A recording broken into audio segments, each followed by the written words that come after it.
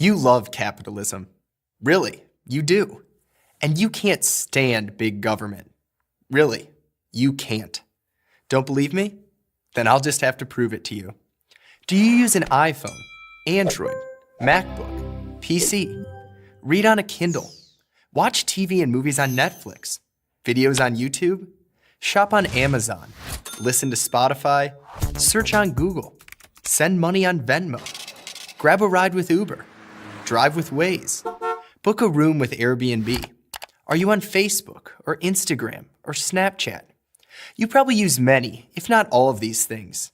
And if you're like me, you love them. In today's world, they're practically necessities. Where do you think they came from? From entrepreneurs with great ideas and the freedom to test them in the marketplace.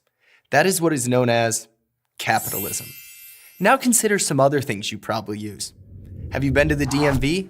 Gone through airport security? Mailed a package at the post office? Called the IRS customer service line? Or called any government office for that matter? What's different? Why is going to the Apple Store so fun, but going to the DMV so painful? Because one has nothing to do with government, and one is the government.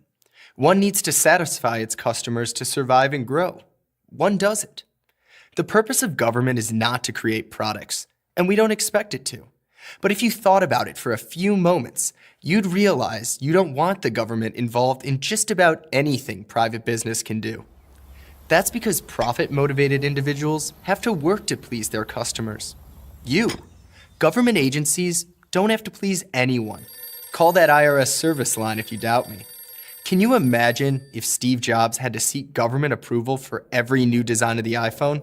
We'd have been lucky to get to the iPhone 3G. Look at Uber.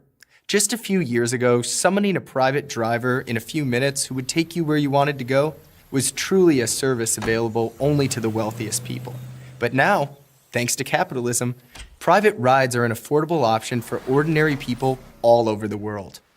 Until Uber came around, if it started to rain in, say, Manhattan, and you wanted to grab a cab, good luck. Too many rain-drenched people and too few cabs. Uber had a better idea. Rain falls, demand for rides spikes. Raise prices to incentivize more Uber drivers to hit the road. Ride in the rain problem solved. Airbnb is another example. Only a few years ago, if you were going on vacation with your friends or family, hotels were just about your only option.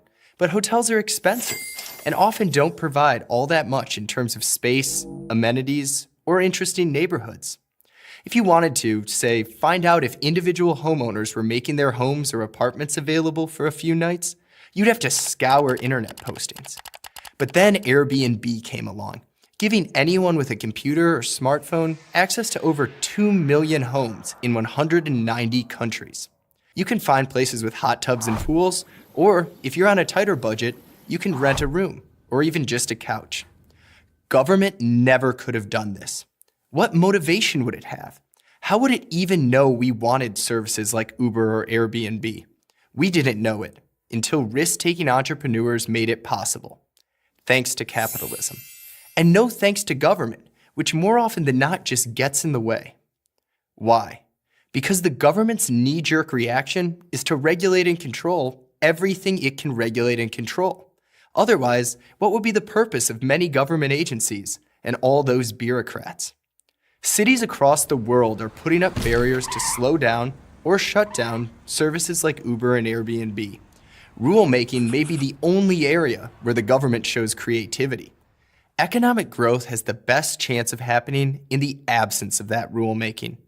As economist Adam Thayer explains, the internet, to use just one important example, was able to develop in a regulatory climate that embraced what he calls permissionless innovation. This approach to regulating allows entrepreneurs to meet their customers' needs without first seeking government approval. In sum, almost everything you enjoy using is a product of capitalism. Almost everything you can't stand is a product of big government. So do you love capitalism? Of course you do. You practice it every day. It's time to preach it. I'm Jared Meyer of the Manhattan Institute for Prager University. To keep our videos free, click here.